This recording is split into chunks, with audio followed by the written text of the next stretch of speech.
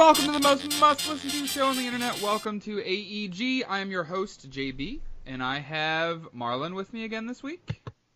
Hey guys, what's up? And a returning Goose. Hey everybody. Welcome back, man. And back. better than ever. I am back for the time being. I plan to be back. What it was, to all the listeners out there, it's just, my job. I talk a lot at my job, and I'll be quite honest. I got out of work, and the last thing I wanted to do was talk to anybody. Yeah. I feel it. Yeah, been there, done that, bro. Trust me. That's how I feel most of the time, too, so I completely It's understand. not a nice thing to say, but, I'm being honest. It's just, I mean, we've talked about it on the show before. Like, Goose and I, our jobs are very much ramped up in the summertime. So, yes. It's funny, like, when there's no video game releases, it's kind of actually nice because we don't really have anything to talk about anyway, but I still feel bad not doing, consistent weekly shows. I mean, they've been a little all over the place this summer, but unfortunately it is what it is. Yeah. Yeah. But what you have gotten is good quality. Yes, and it's been good to not be part of it and listen to it. What's that? Sorry. I said no, you're fine. I'm saying it's been good to just been able to step back and wake up the next day on Tuesday or whenever you guys go live and be able to hear it. Yep, definitely. Yeah. It's been a bumpy ride this summer for us. It's been fun, but like Gustavo just said, it's our schedules are just all over the place during the summer, and I'll tell you this. It'll get consistent again once the fall hits, and then we'll definitely have stuff to talk about which because is all these new games coming out. And we'll get Dalton back. And we'll get Dalton back. And speaking of games coming out this fall, go for it. We got a gameplay teaser. Well, not gameplay teaser. It was a full gameplay reveal of 6 minutes. Red Dead Redemption 2 today. That's why we were going to record this last night, but we decided to wait because we wanted to have this to talk about. And I'm really happy we waited. Because it's one beautiful game. It's fucking gorgeous. Not just graphically gorgeous, but just art direction. I mean, Rockstar knows what they're doing. They've look at some of the stuff that they've made, what they can push out of these systems. I mean, just graphically and art direction and, world building and everything like that. It's on another level. Period. Yeah, I'll be honest, it's Red Dead, right? It's Rockstar, so I was always going to get it. It was always going to be a day one purchase. Absolutely. But, the couple of trailers it had put out didn't really stoke me at all. I was like, okay, it's Rockstar. I'm going to get it. It's foregone conclusion. Yep. But this trailer, I was like, okay, this is what you're bringing to the table. I'm ready. October 26th can't come fast enough. Right, because that's exactly... I was talking to my friend, and I was like, he's like, he texted me this morning. He's like, dude, I can't wait for the Red Dead reveal today. I'm like, I know. I said, it's kind of funny though. Like, I haven't been really thinking about Red Dead. We played that video game 20 questions, a couple months ago on the show, and it was because during E3 when we were hearing about all these new games and seeing all these games are coming out in the fall, Red Dead was not on. It wasn't because Rockstar doesn't do E3, but I was talking to my friend. I was like, yeah. He's like, I'm like, I honestly almost forgot that it was coming out this fall. Yep. And then they show this trailer, which I was thinking, ahead of time I was thinking, a couple minute trailer, maybe a little bit of gameplay, nothing, nothing super outrageous. I mean, it was a 6-minute in-depth narrated all gameplay, mini map in the corner, like full on, like you're playing the freaking game. What about the trailer did you guys personally like, or did they mention anything about certain gameplay mechanics? Because right away I thought of how important the relationship with your steed is going to be with your horse. Yeah, no, with your horse. Oh, with the horse. Yes, I thought and that. In terms of a gameplay mechanic, I think that's so cool.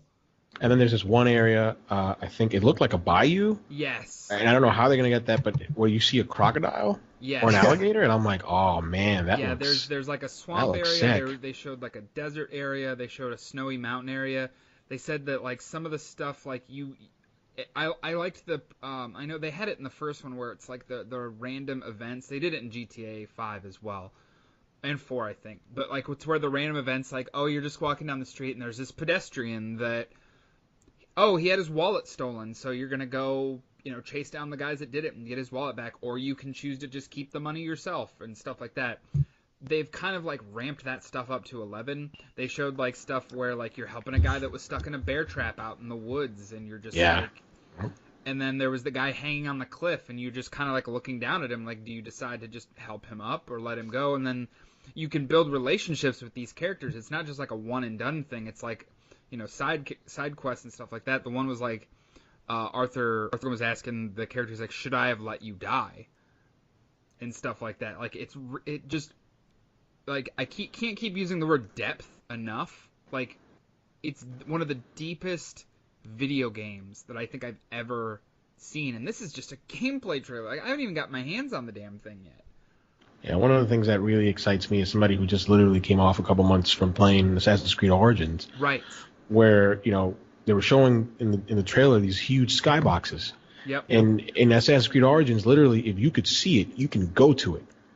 And I'm looking at these skyboxes in Red Dead Redemption 2, and I'm like, they're gorgeous, they're beautiful, they're so far away. Can I get there? Is that real? And that's what I'm interested in as someone who likes the open world games and just like to immerse myself in that open world, especially the Wild West. I mean, the Old West, for us, folks grown here, we just love that stuff. It's just, right. It's just, we grow up thinking about being cowboys and, right. being out. Yeah, it's just, I don't know. I saw it and I'm like, man. And the cool thing is this is the first of multiple videos like this. Yeah, we're gonna get another video. I don't know if it's gonna be next week, but we're gonna get another video soon. Yeah, I would say probably by the end of the month. I would assume. On more gameplay mechanics, which I'm looking forward to. But like as somebody who's a big fan of westerns and western movies, like the Dallas trilogy, some of my favorite films, The Tombstone, and I literally just recently saw Hostiles over the weekend with Christian Bale. That was a great film. Yeah. How was that? It was good. Good. I don't like the ending, but besides the ending, it was a pretty good film. But yeah, I've got to get through Red Dead. I mean, I haven't finished Red Dead Redemption yet, so I've got to get on the horse and finish that game pun intended. Before I even get my grubby mitts on Red Dead 2. Right. But it was a marvelous trailer. Marlon, we've kind of been hogging the mic here. What did you think?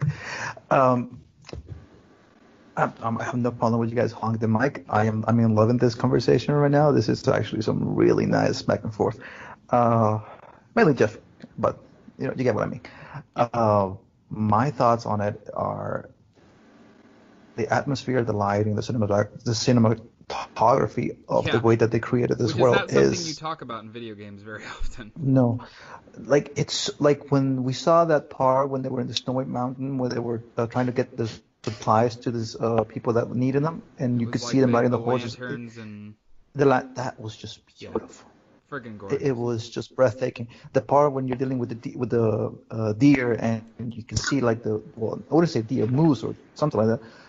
You can see it up on the cliff. The fog rolling into the forest, and it's just you immerse yourself into this environment where it's just like you feel like you're there, and like I don't know, between this game and The Last of Us 2, I don't know which one is for me right now. As of right now, from the way that I'm seeing, Red Dead 2 probably takes the cake when it comes to just immerse, like just beautiful landscaping. I'll tell you one thing that I just enjoyed about the game, and I'm gonna ask you guys this question that's gonna go along with it. Do you think that as we keep getting better graphics in video games, do you prefer playing without the main menu or without the HUD and just enjoying yourself this wonderful world? Or do you prefer that games should just let you so you have the HUD, you can just remove it if you want to, or just have the game have no HUD? Well, I mean, from what I can tell, I don't know if it was just because it was showing off all this gameplay mechanics, but like there was very minimal HUD. Mm-hmm. And I feel it's one of those things like if I'm eventually comfortable enough with a game that I can turn off the HUD, I do. Or at least I know there are a lot of games that have options where you can minimize some of the things that show up on the HUD. But I mean that's not something. I mean, I can see the world and realize it even with that stuff up on the screen. For me, if that makes sense. And I get what you mean, but what I'm saying is that for me, watching this game, I want to play this game without a HUD. This is like the most beautiful game that just. Oh, I did read today that it is also going to be native 4K on the Pro. PS4 Pro. It's going to be native 4K on the Pro? I believe I read native. I will double check my source. Where'd you hear that? Hold on. Keep talking. I'll catch up. But so I want to get this. So it's the sniping mechanic. I wouldn't say sniping mechanic, but the marksman mechanic was pretty. Well, I think it's probably the better one that I enjoyed the most. Because it just leads into like some awesome gameplay when it comes to just killing guys. But other than that, it's just a very beautiful game. I'm gonna quote Goose here, but it's a very beautiful, very beautiful. So me and Goose will know about this, but you guys just it's an inside joke. But I wanted to just ask you Goose something about this. So. Do you think that from what I'm this reading, will be? Oh, sorry. I want to say this. Like, we know that this is 4K. We know this is 4K footage. We know that this is probably running on a very high-end PC. It said the video that we watched today was captured on the PlayStation 4 Pro in 4K. Yeah, I've got an article from US Gamer from Matt Kim saying Red Dead Redemption 2 gameplay trailer captured in 4K on PS4 Pro. Rockstar confirms no word yet on whether it was native or 4K checkerboard. Yeah. Okay, so it wasn't the PS4. All right, apologies for the misinformation. Okay, but I want to see how this looks on the regular PS4 because we know the PS4 Pro looks beautiful. It puts out wonderful footage when it comes to. I'm glad. I'm really glad that you mentioned that because I was thinking about the same thing when you were talking about the HUD.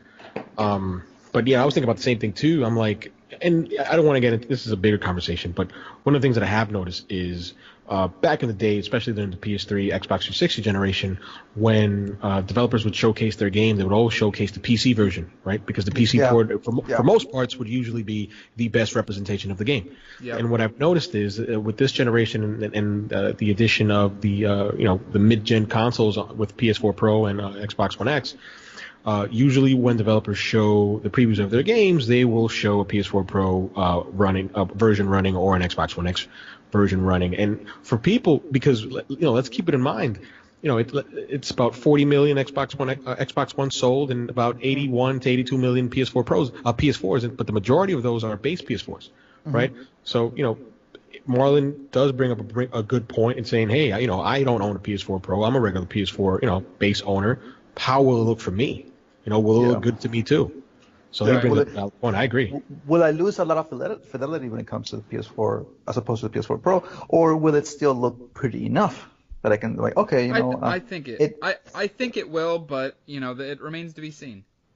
I think it's going to be one of those things, like you have an iPhone 10, right? The iPhone X or iPhone 10 and the iPhone, whatever it is, the iPhone 8, whatever, right? So, they'll say, well, it'll look good and it'll look great on the iPhone 8, but if you want that, extra touch. You want it to pop, pop. I'll tell you this. I had this, I wouldn't say issue, but I had this specific same, I won't say problem, but, circumstance, I guess you could call it, So I'm playing God of War, and I'm thinking, wow, this game looks beautiful. This just looks so wonderful. And then I went to Best Buy to go do some things, and I saw that they had the God of War gameplay on a 4K TV, and I said to myself, "Oh my God, no!" And I had that moment right there when I'm thinking that my game never looked as good as that. And while it shined in some particle effects and it shined in some certain areas, it never looked as good as seeing it right there in that 4K TV. And I wouldn't have minded until I saw it. Exactly. And I've been saying it since I've been a part of this podcast. And Marlon has pushed back eloquently, but he's pushed back with a little bit of resistance. But I've always said it. I've always said you need to see it. And when you see it, you can't go back. It's like, oh my God, it looks so good. I need to have this. And I was biting myself. The same thing happened to me. I mean, that's I said when Horizon Zero Dawn was announced, and then the PS4 Pro was announced, I said I need to play this game the best possible way. And how do I do that? I need a PS4 Pro. I got it in October when it released. A month later, I had the 4K TV. I had to do it. I had to break the bank, but I had to do it. So yeah, which for me, I'm thinking about. This is just me right now as I'm thinking, since my PS4 is wonderful. I had it. It's been my wonderful buddy for almost 2-3 years now. Longer. Almost 4 now. Yeah. Because I bought it when it first came out. I think it was the first month after it came out that I bought it. So it's been with me for a long time. Okay. I'm thinking about buying the PS4 500 limited. That's just so fucking beautiful. That's a great segue. I think I don't want to say that I will, but we'll see. We'll just see. I'll see how I'm doing when the time comes. A couple of days from now, on the 24th. Yeah, in 2 weeks. Yeah, in 2 weeks, I'll see how I'm doing, and I'll probably because what I was thinking was, well, I already have a PS4 Pro. It's 2 terabytes because obviously I've upgraded the internal hard drive. Yeah. If I can sell that for about maybe 400 or even 375, and then pay the difference, and that's a pretty good deal. So I said, I don't know. We'll see. For me, I want it. It's just it really brings back that pretty. First thing of all, it's a translucent PS4, which for me, who grew up as a kid having a fucking translucent Game Boy Color, it's like hell fucking yeah. My biggest hurdle, like if it wasn't gonna be a matter of trying to get one, because there's only 50,000 of these suckers made. Yeah. Worldwide. And not that's just here in America. The biggest thing. That's the thing that got me to, that's what spoke to me. I'm like, I'm a big fan of having things that other people don't have. Yeah. Right. When other people have it, the novelty wears off, and I don't want it. Why? Because you have it, and you have it, and you have it. Then it's common. Gustavo doesn't like common. I don't want common, right? So once they said 50,000, I'm like, wow, if I get my hands on this, I'll be part of a pretty exclusive club, right? You can say, I've got a PS4. Okay, you're part of an 80 million plus club, but not me. I'm part of 50,000. Okay. And I was like, even better. Let's say that, for example, for some reason or another, you buy it, system too, and you end up getting one of the 10 number ones to number 10. Do it, because when it comes to like limited edition PS4s, they usually have like a little card that tells you, hey, listen, this is number 38,000. Did you see that this one's gonna have it on the front of the fucking system? Yeah, it has a vertical stand. It brings the controller, obviously, with the same colorway, and it brings the camera. And there's a little brass plaque on the front of this underneath with the USB number, ports that has the number. And they're like, look out for special numbers. Like there'll be the one that'll be like the day the PlayStation 1 launched, the day the PlayStation 2 launched. That's awesome. And like it's translucent. Right, and when we're playing our PS4s, we can see that light, and we're gonna see all that light now. That LED, that strip of LED on the PS4 Pro. Yeah. I'm like, man, I put that sucker under my entertainment center. He's gonna shine. That's what I said, man. Like, if it wasn't the fact that it was limited, and the fact that I don't know if I would be able to get it. Oh, I'm gonna try. That's the thing. Like, as soon as Wario sends that tweet out, I'm gonna jump on it as soon as I can. I mean, I can decide later. Hey, I'm gonna stick to the pre-order, but I'm gonna put a pre-order down automatically. Yeah. Well, I talked to GameStop today, and they were saying that it's gonna be online only purchase on day of, which is the 24th. Mm-hmm. But will it ship on the 24th? As far as I know, yes. Oh wow. Okay, so the console bundle will run for $500. The controller will cost $64.99, and there's also a wireless headset in game design that will be available for $99.99. The console is available for pre-order beginning August 24th, and the headset will go on sale in North America in early September. I want it. I fucking want it. But like I said, I mean, see, that's what I'm saying. Available for pre-order on the 24th doesn't necessarily mean it's going to release on the 24th. It's going to ship then, yeah. Yeah. But my biggest thing is, I was just talking, a few days ago about the Spider-Man one, and I have the thing practically paid for. I mean, granted, it is $100 difference. It's only $100 extra bucks. If I'm already doing this, I might as well go try it. So I'm the more I'm thinking about it, I might try to get one of these.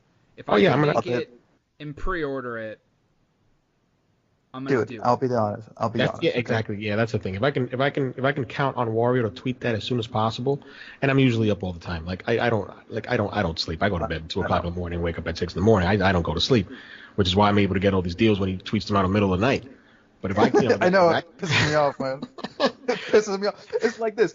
So he tweets out all these fucking codes for Target, and I'm like, I wake up at 6 o'clock in the morning. They canceled my order. They canceled my order. I know, but just listen to this. Oh, they did. So I wake up did. at 6 o'clock in the morning, and Gustavo's like, "Oh, Wario sends out these codes right now," and I see everybody, and I go, "How the fuck did these people get all this stuff so quickly?" And I see the timestamp where he put the tweet out. I'm like, bro, man, I'm halfway in fucking La La Land by that point. When you go, that's what happens when you go to bed. My biggest thing with it, if I can. If the only problem is then I'm not gonna be getting. I mean, unless my buddy that he said he's probably gonna pre-order Spider-Man, so I wouldn't get like a physical copy. But all I know is this: if I'm able to get one, I'm selling it because I know for a fact that I can probably put it at $1,000, $2,000 on fucking eBay and make my money because it's a fucking fight. Yeah, you could, but I could. I probably won't, but I could because it's a wonderful PS4. I wouldn't blame you for doing it. Me, just as a fan, like I would want it just to have it, and it would all be contingent. Like as soon as I get it, if I were to get it, right, knock on wood, my PS4 Pro wouldn't just sit there. I'd sell it. I would have to sell it in order to finance me buying this $500 console, right? So, but I'd have to sell my PS4 Pro. I just clean it up. With how what I was gonna do with the Spider-Man one, I was gonna be like, oh, I'll just trade in my PlayStation 4 and get the Spider-Man Pro because I love Red, I love Spider-Man, sure, no brainer for me. But then the more I thought about it, I'm like, I don't want to get rid of my Days of Play one because that one also is very limited. Yeah, it's a nice one. Unlike these the Spider, well, I mean even the Star Wars one and the Monster Hunter one and all those ones, you can't get them anymore. Even the God of War one, you can't exactly easily go and buy one anymore. But I don't want to get rid of the Days of Play one just to get another limited edition one. That way would also free. You're in a weird spot. You're in a weird spot, basically. That's what you're saying. It would free up one of the PlayStations, so has to go. My girlfriend's kids can play it. So I think what you should do is that because for me, I love the Spider-Man PS4 Pro, and I think it looks beautiful, but I prefer the 500 million one. But what I think Jeff should do is that if he's able to go to a Comic-Con and he's able to fucking hunt down Stan Lee while he's still fucking alive, and he signs that PS4 Pro, bro, that goes from just a Spider-Man PS4 Pro to a fucking legend. Yeah. Fucking PS4 Pro, and that's for me what I would do if I had a Spider-Man PS4 Pro because I love Stan Lee, and I think that if Jack Kirby was still here, I probably would ask him to sign the thing. So it's just I think I understand where you're coming from because it's, let's say the Days of Play, the regular PS4. You still have the PS4 Pro, right? Me? Yeah. No. So you sold that? Okay. Yeah, I got rid of the Pro to get the Days of Play one. What? I gotcha. Okay. Yeah. Yeah. He also sold Dalton the Xbox. So. So you sold your Pro to get the Days of Play one. Correct. And then you sold Dalton your Xbox, so your Xbox-less? Yes. Okay. he's being let's just say that he's been doing some deals behind our backs that made me go, okay. In any case, I'm not casting judgment on anyone. I was just asking. But in any case, besides the PS4 Pro and the stuff like that, talking about staying in the PS4, gaming news and stuff like that. What do you guys thought about this is more for Gustavo because we already know about this. But what do you thought about the beta of Black Ops? Yeah. I had fun playing it again. It was, it wasn't something that I was looking to do. It just basically fell in my lap I hadn't played since the middle of July. I just didn't feel like playing at all. I was sort of in a rut. Work, my dog being really really sick. I was like, I just don't want to play anything. It's fine. It's fine. Hopefully he'll pull through. He's fine now, but we'll see. And I was like, you know what? The beta's gone. I want to play it. I played it and I got hooked. I enjoyed it. It felt a little weird because it looked and feels just like Black Ops 3, but without so much of the vertical and horizontal movement. In fact, there's only one character, Ruin, which has a grapple, but besides that, none of them really have a grapple. You can slide on your knees, but besides that, it's nothing like Black Ops 3. It plays more like Black Ops 2. More boots on the ground. The time to kill is ever slightly higher, which I really don't have a problem with, except for the fact that, and again, Reddit and social media, as always, was giving Treyarch just so much shit, which I thought was unfounded. I'm like, it's a beta, folks. Like, we're playing it so they can work out the kinks. Like, this isn't the release. This isn't what's going to release at the end of the day. The time to kill was a little high. I didn't mind it, except that folks were using the body armor, and that really skyrocketed the time to kill. I'm like, oh man, like I would literally, like, if I came across somebody with body armor, sometimes I'm like, I'd rather just run away because I'm not going to be able to kill them if I don't have body armor. The small machine guns, the SMGs, were OP. Yep. So they need to balance that out, which is why I stuck with them. I don't ever use small machine guns, but I'm like, hey, this is the meta, so that's what I'm going to stick to. I'm not somebody who plays COD for zombies, just because like the majority of my friends don't get COD, so I just don't have somebody to play with, and I don't like playing with randoms. So I think this game is going to literally live and die by Blackout. But before I move to Blackout, I like the multiplayer. It was fun. It felt bland, but I still enjoyed it.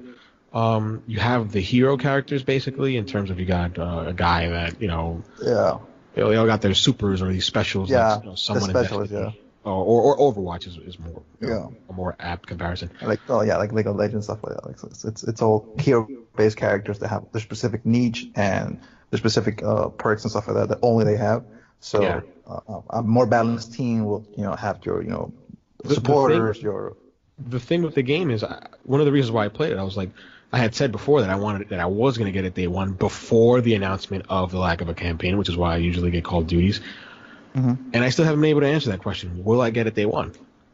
And like if it was a scenario where my friends were like, yeah, we're going to be playing zombies and we're going to be in on this, it would have been day one automatic, the Pro Edition. But now I'm just like, I want to get it, but I just don't know whether it's a day one purchase. And I plan on playing the beta this weekend, although we have the Fuse coming out tomorrow, and that's another thing that I want to get my hands on, but we'll get to that later. And I'm just like, I enjoyed it. But going back to Blackout, I think this game will live and die by Blackout. Me playing the beta made me think about, I don't play Fortnite, I don't play PUBG. I played some PUBG, but those aren't my type of games. Yeah. But playing Black Ops 4, the beta, I was like, man, I am so interested to see Treyarch's take on Battle Royale. I really am too. That's pretty much my thoughts on the beta. It was bland, but I still enjoyed it. It was more of the same. It was basically, how can I say this to you?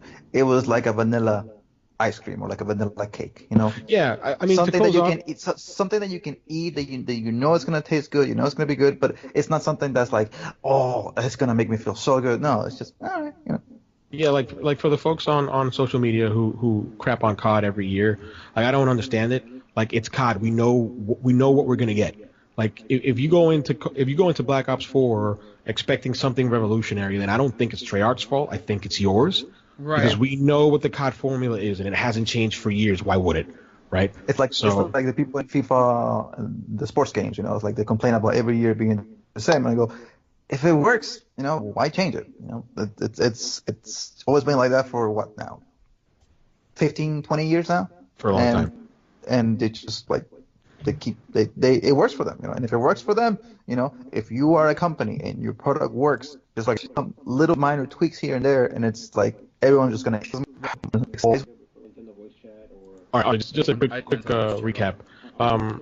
Nintendo Voice Chat is one of IGN's flagship podcasts, and before Philip Mewson came aboard, who was a YouTuber covering Nintendo and doing Nintendo reviews and things like that, We had Jose Otero, and Jose Otero got a job over at Nintendo and left IGN. Yeah, he left IGN, and they brought Philip Newson aboard. And I was pulling for the guy. Now, I'm not going to lie. I can be an asshole online if folks haven't noticed. I'm not a very nice person. And I'll own up to that because that's who I am. But I like Philip Newson. I'm like, this guy seems like a nice guy. He's really working hard. You know, I can get behind this guy. I'm not going to give him a hard time. I really like him. When he was on NBC, usually sometimes I will hear it or most likely I will watch it. He seemed very rehearsed. He seemed like he was a little bit like he was straining it. Like he was very new. Robotic. Very robotic. That's a great word. But I was like, you know what? He's new. He looks like a genuinely nice guy. I'll give him the benefit of the doubt. And he improved. Great guy. Great content that he put out. He previewed Nintendo Labo with his kid, which was really cool. But over the weekend, there was a little bit of controversy over IGN. It seemed that this Philip Newson had plagiarized Boomstick Gaming, another YouTuber, small potato YouTuber. No offense, Boomstick, but you are small you're small potatoes. That's the way it is, you know. It's just I shouldn't be talking. They're small potatoes too, but small potato YouTuber. And he literally just stole, almost word for word, his review. And I just, just to get my thoughts out real quick, I understand why IGN had to let him go, especially in a journalistic setting. You got to take those things seriously. This young guy, Philip Newson, he literally just blew his career halfway to hell. Like, who's going to hire this guy after what he did? And even in university, when you go to college and you write papers, especially in the English department, when you get your syllabus, at least when I got my syllabus, I got this. I think it was a 3-page, like a little info thing on plagiarism and how it was going to be treated at my school. And ever since I started, I'm like, all right, I can't. And I remember I had a professor, Bruce Sharp. He was like, if you think you're stealing it, quote. If you think the words aren't yours, quote. But what am I going to source? I don't care, quote. Right? If it's not yours, it's not yours. And this is just a university kid. I'm not into journalism. I didn't major in journalism. I don't know any about that stuff. So I'm like, this guy is a journalist at IGN. But see, this is the issue. This is the broader issue. I think we use the term journalist. It's too broad.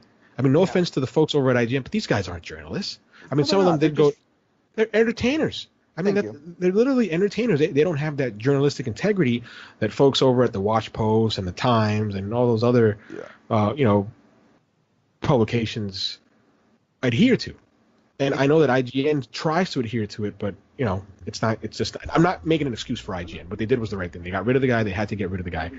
One of the things that I didn't like online was the attitude of people where they were happy that he got fired. And on Reset, exactly. One of the things that I mentioned on Reset Era was I'm like, there are no winners here. This kid, young guy with a family, with a child, lost his job, and basically like his whole career is done in the games industry as a journalist. Like no, he's toxic. No one will touch this guy. And not only did he hurt himself, but he hurt IGN's reputation, because no matter what IGN does from here on out, people are always going to think, hey, IGN, you're in cahoots. IGN, you're dirty. You're not doing the right thing. You're money hats. Can I ask a question real quick? Hold on. Ask the question and then he leaves. That was great.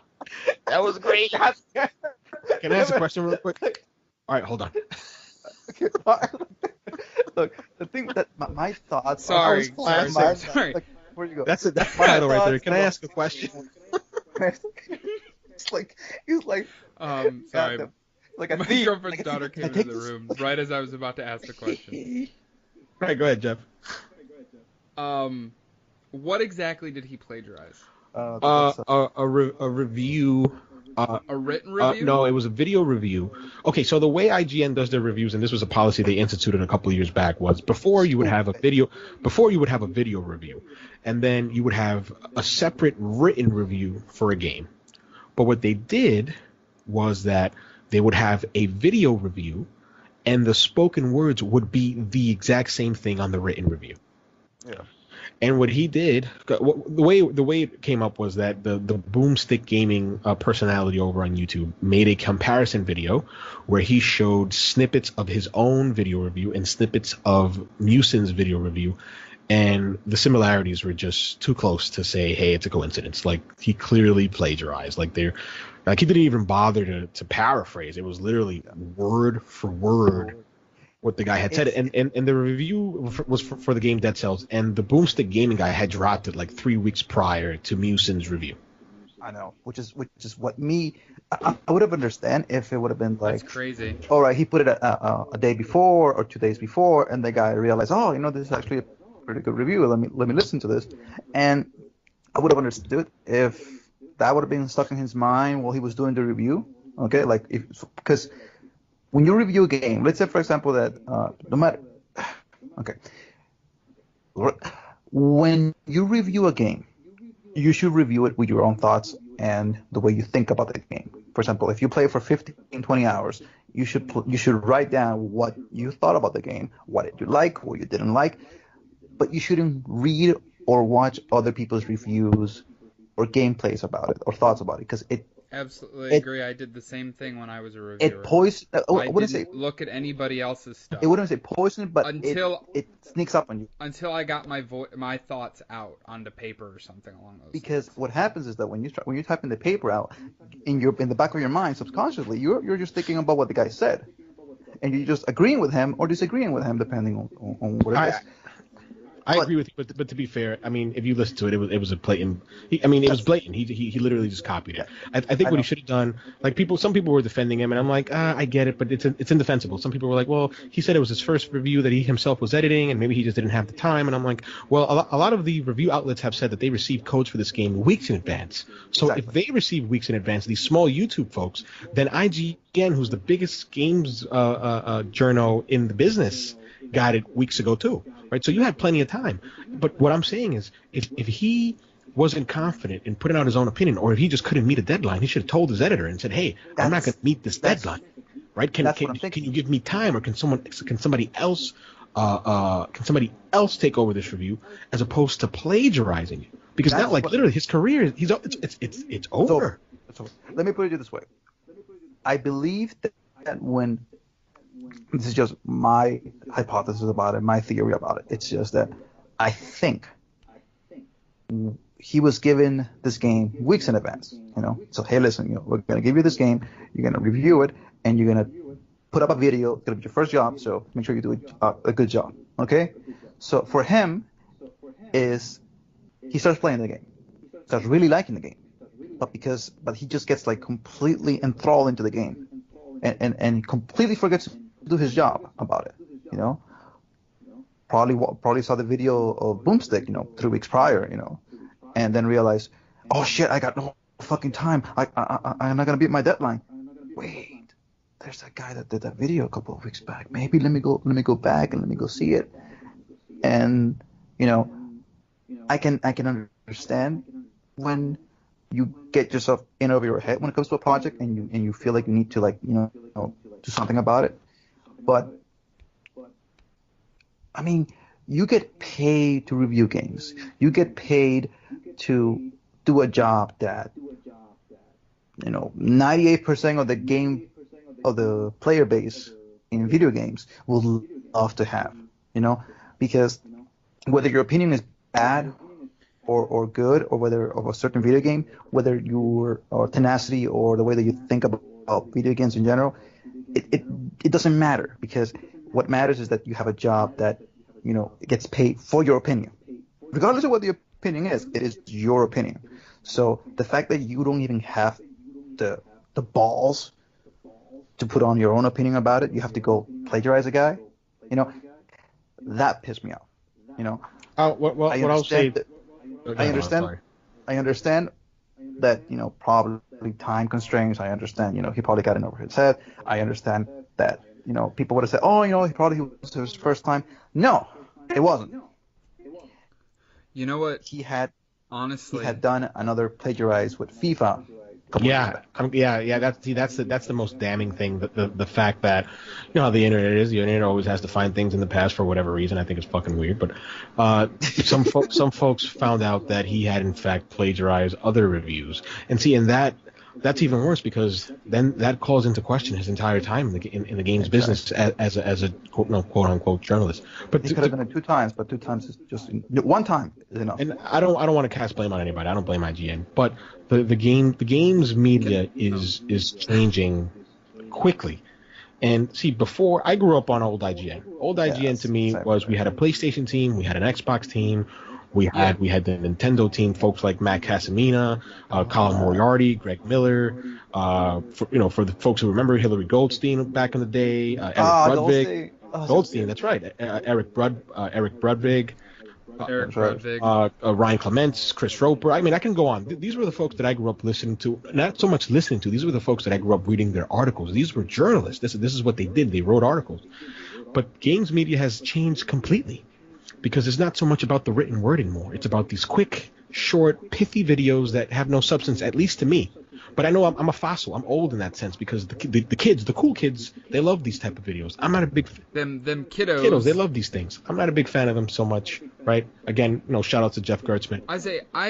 It's funny because I don't, for a while I mostly just followed IGN I follow it for gaming news.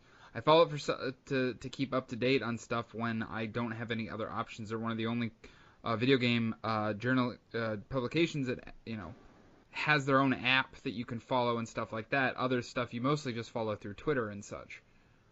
And I don't really follow them for that anymore even. I agree. I don't even know.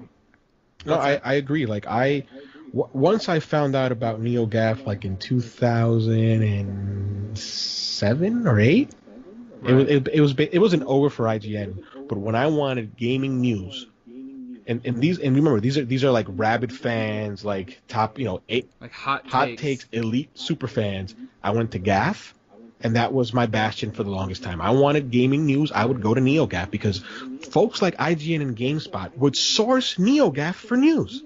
That's right. Crazy. I'm like, I'm not gonna go to IGN. And it was and IGN would always post stuff way later.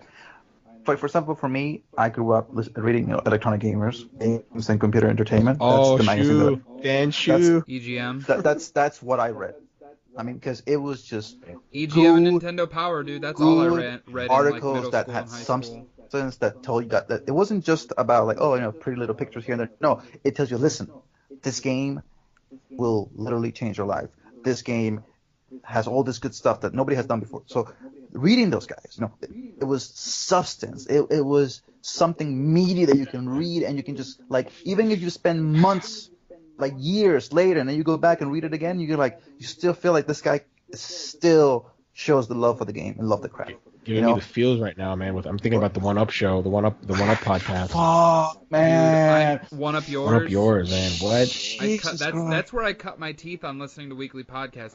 Garnet Lee, Shane Bettenhausen. Who's an asshole on Twitter, Luke Smith. I know, right? It's like Luke Smith. Like Garnett had a pretty good run over at Weekend Confirmed with Shaq News. I used to listen to that too. Because I mean, Weekend Confirmed spawned out of One Up. Once they went down. I'm trying to think. There was the four. It was like the four horsemen. There was Garnet Lee, Shane Bettenhausen, Luke Smith, and one other one. I can't. Oh my God! I think he works in Japan now. Yeah. Oh my God! I'm gonna kick my ass for I gotta look it up now. I gotta look it up. Yeah, look it up for me. But no, that's That's the guys. Games journalism is not. John Davison, David Ellis. John Davison. Yeah. Thank you. I think of this. Gaming journalists. It was this guys had a love for the craft. They still do. They showed that you needed to know your sources. You needed to know your material. You needed to be able to present to the reader that, listen, this is something that you really want to spend time on. This is something that you really want to enjoy. Nowadays, it's just... No, I was wrong. It's Mark McDonald. That's who it was. It was Mark McDonald. He's the one who's working over in Japan. Davidson replaced one of them eventually after... And Luke Smith left like in 2007 to go to Bungie. Yeah. I know. It made me so sad because he was my favorite. So, like I was a Garnett dude, guy I'm all about the to way. like. I'm about to tear up right now. Like you don't even understand. So the thing is this though, like this is the guys that this was our childhood. This is the guys that we listened to. Okay. This is what we grew up. It wasn't. Listening to these guys talk about games and have these existential conversations is what made me fall in love with this medium. Let me put it this way. It wasn't just the games themselves. Okay, this Colin Moriarty listened to this guys. Greg Miller listened to this guys. The kids nowadays. Who do they have? Like they have Rooster Teeth. They have Funhouse. Fucking PewDiePie. They have Markiplier. They have what's the Brad. They got fucking. Dan TDM does a lot of Minecraft stuff. That's what my girlfriend's daughter watches all the time. They're entertainers. They are. They have these YouTube personalities. They're a figure. They're not like professionally trained. They are not professionally. They didn't go to school. It's not fresh. It's not fresh ideas. It's just more of the same. And it's just we're going down a really long path. You realize this? I know, but the thing that I wanted to say is we're old. That's what we're showing. The thing is this. I know. Is that I feel bad as a person for him. I feel bad for Philip Musin. I feel bad as a person for him. I have no fucking remorse for him as a somebody who works in the business. Somebody. Absolutely. I feel bad because, like you said, he has a family and a wife and kids that he has to take care of, and now he's, like you said, Goose, you said he blew his career up. Like, absolutely did. So, but what I really, it's funny. I feel really bad for him as a person, like you said, Marlon. But I don't feel bad. I understand what IGN had to do. It sucks because they probably lost somebody. Like, even though he went back. You look back and he's done this before, but. He was a good asset to the company. I mean, they hired him for a reason. But they had to let him go. I mean, they had to preserve the integrity of their site. Absolutely, they had to let him go. Unfortunately, but. And what's funny?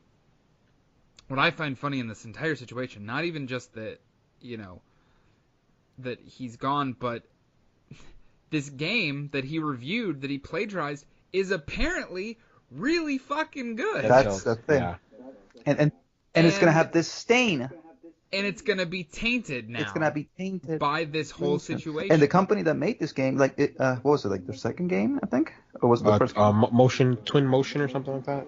Yeah, it was. It was the second game. Yeah. Right. It was the second game, and for them, what was their first? They were really looking forward to this. Like, we're actually making a really decent game. People are gonna like it, and now we have all this.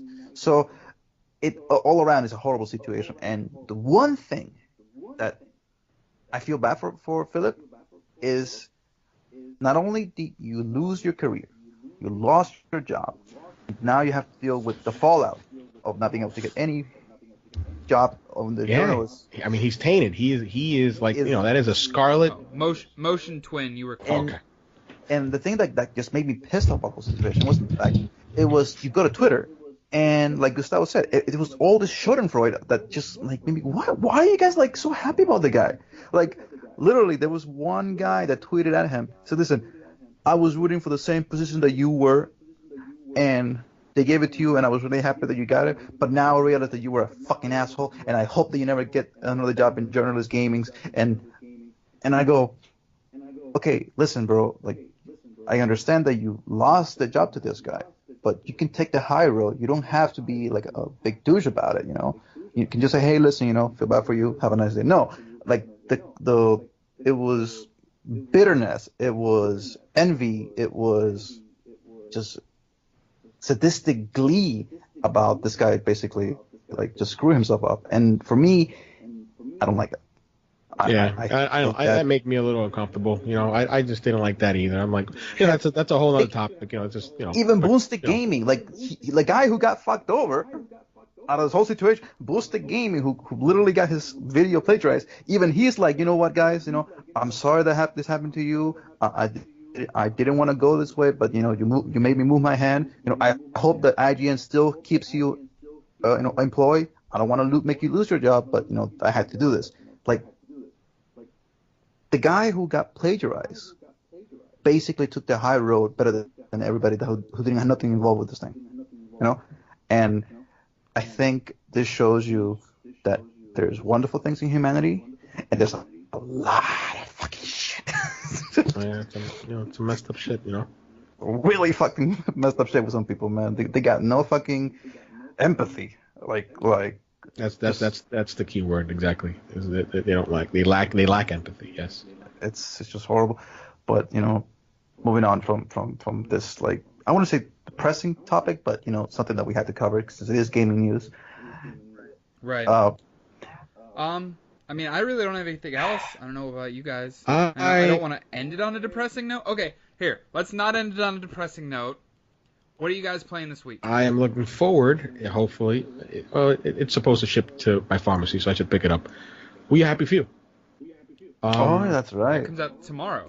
What was that? Comes out tomorrow. It comes out tomorrow. It's already been shipped. To your pharmacy. Yeah, I was gonna say my buddy literally just texted me and said, "Shit, I wish we would have pre-ordered this on our joint account." And he sent me a We Happy Few review from Games Radar. Yeah, I was reading the Reset Era review thread, and so far the reviews on it were either they liked it a whole bunch, or they hated it a whole bunch. So there wasn't there wasn't really anything in between. It was either, hey, I'm gonna this is my type of game, or this is not my type of game. There's no gray area. It's time for us to wrap up, but just real quick, I am usually a person who looks at reviews before making a purchase decision, and I know I shouldn't do that, right? I should, just look at the gameplay and make my own decision based on what I see. But this was a game where I was like, whether it scores a 0 or a 10, I want to play it. Gotcha. I've been looking forward to this. You want to give it its fair. Yeah, I want to give it a shot, and I'm like, you know what? I haven't bought a game in a while. Let me buy it. Let me play it. It looks like BioShock. I'm going in thinking I'm not going to get BioShock, but if I can get a good narrative story and if I can immerse myself in this world, it looks beautiful so far from what I've seen from YouTuber Christopher Odd, who's doing a playthrough of it. I think he's up to part 4 or 5. I saw a little bit of part 4, and I'm like, it looks pretty cool. I mean, we'll see. I got it, and I'm going to give it a shot, and I'm looking forward to playing it this weekend. And I'm also trying to see if I can get some time in on the multiplayer beta again for Black Ops 4. Yeah, I'm definitely going to play some more Black Ops beta because I want to try out. I want to see, if they made changes, and if they did, what changes did they make, and if it makes the game feel better to me. I mean, I know it's not going to be like, I doubt it's going to be night and day. But, we'll see. It's just more like a... For the beta for Black Ops, it's like just that was said. The Black Ops will basically either make this game the best game for Call of Duty or the worst game. And I'm gonna end it on this note for my end of the room. Anybody that plays fucking Monster Hunter World and gets into my fucking instance and has no fucking idea how to fucking beat Behemoth, do me a favor, stay away from my fucking matchmaking. You guys suck. You guys are horrible. 7 hours and I haven't beaten this stupid motherfucker because of you guys. So anybody who's a fucking bow user, meet me away from fucking Behemoth. That's all I have to say. All right. Well, I'm also gonna be playing Black Ops 4 beta, and I think I'm gonna give Doom another shot. You haven't finished it yet? No. Yeah, I never. Yeah, I've been told that I'm literally about maybe 3 hours away from rolling credits.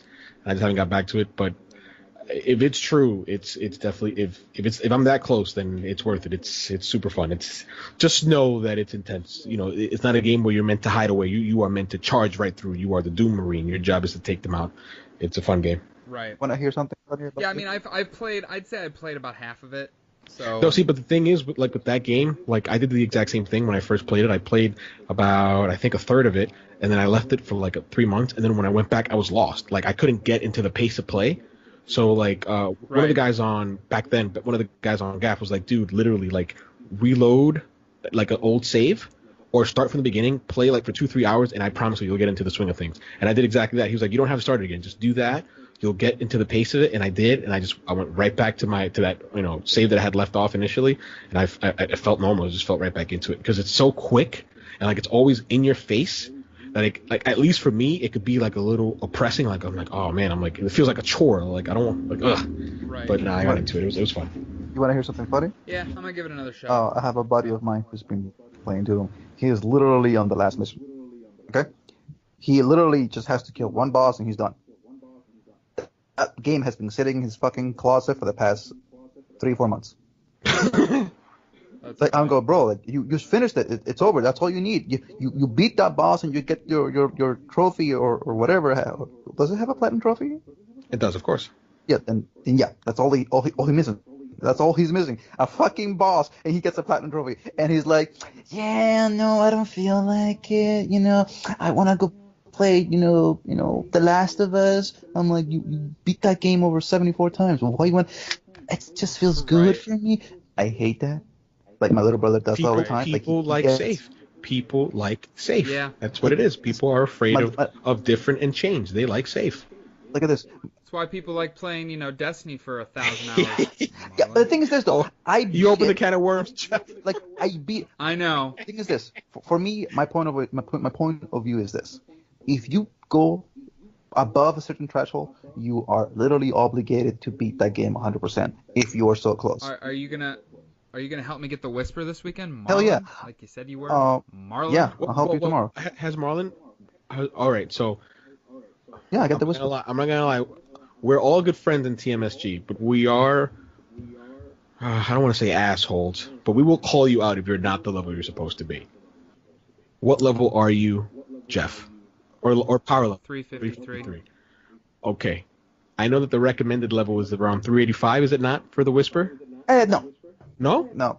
What is it? Literally, the Whisper mission, you can do it at normal one. Normal, not heroic. Oh, normal wow. one. Okay, good. I remember during Black Spindle, who was it that was it Logan? I remember there was somebody who was like under level and we were like, we will help you once your ass grinds to the required level. Look at this. We were so mean. No, let me tell you this. I was in the same group as you, Gustavo. Okay, I told Jeff at the beginning before, listen, I want you to level up a little bit, go to like 365, do something like that, and I'll help you out. Until I saw this video on YouTube where literally two guys carry a level 13 Guardian and got the fucking Whisper. I was like, what's gotta be. I don't know who it was. All I know is that it was. I'm like, okay, if they can carry a level 13 guy, we got this. Okay, so I got the Whisper. I know that Jeff is no PvP guy, so I'm not gonna worry about him. But you're obligated, in my point of view, is that if you get to a certain threshold, 60%, 70% in a completion of a video game, you are supposed to beat it. My little brother has that bad habit of getting games to 89%, 92%. He's like, I'm done. He has over 25 platinums just waiting to be done. And it just pleasure delayer. I'm like, bro. I guess he doesn't want to finish. No, he doesn't want to. He doesn't want to touch him back. Like he got fucking. That was a sex joke. Fuck you. Fuck you. But yeah, like for me, it's like if you get to a certain threshold, 60%, 75%, go beat it and you're done. So that's the funny thing that I saw about you guys with the whole Doom thing about. Like, we might finish it. I might have to try to have you help me with the Whisper on Saturday night because that would probably be the easiest night for me, or maybe tomorrow, possibly tomorrow. I don't know yet. Probably tomorrow. I'll probably have a better time tomorrow than Saturday. Okay, I could do that. I mean, I'm off early enough tomorrow work wise, so maybe we might even stream it, and I might not have my voice be cut out for 45 minutes. Who else play with you, Marlon? I'll see if I'll probably ask either Andrew or Justin. No. When you guys tried it for the first time, when you guys were playing before, was it just you two or was it somebody else? What for the Whisper? No. When you played with Jeff, the last time you played with Jeff, was it 3 people? And if it was, who was it? It was just the two of us. Okay. It was just doing the Redux missions, and I mean Jeff can hold his own in PvE. I got no problem with him. I thought you probably introduced him to the boys or something. No, nobody was on at that point. I did introduce him to Lee, and Lee just infected him with his Lee-ness. Lee just shit on Marlon. Yeah. Really? Just like that. Yeah. Yeah. It's all right. Let's just say that Lee is a wonderful human being, and And I'll just leave it at that. Okay. All right. Fair enough. All right. Let's end on that. I like ending on that. Lee's a wonderful You know what? human That should being. be that's it. That's the title. Lee, you're a wonderful human being. All right, I'm cool with it. But anyway, thank you guys for listening. Be sure we'll be back most likely next week at some point, depending on what happens. I'd like to, if Goose can, I'd like to hear what he thinks about We Happy Few. For sure. Yeah. And we'll have some more impressions of the Black Ops 4 multiplayer beta as we roll forward into we are less than a month. Spider-Man is on September 7th, and that game cannot come soon enough. Yeah, we got Destiny Forsaken on the 4th and Spider-Man on the 7th. And then we got all the games. It's gonna be we are less than a month, guys. And then we get that's the tip of the iceberg for the fall season. And then we get Red Dead in October, and then we get I don't even want to go to fucking February for next year. Oh god. February next year. I'm not even looking that far ahead, man. As much as I'm excited for Anthem and Days Gone, I cannot look that far ahead yet. No, man, you have no idea. For me, it's because of Kingdom Hearts. Well, yeah, Kingdom Hearts, man. We got January. That's it. Damn. I know, that's what I'm saying. But in any case, thank you guys for listening. As always, we will talk to you soon. Have a good night.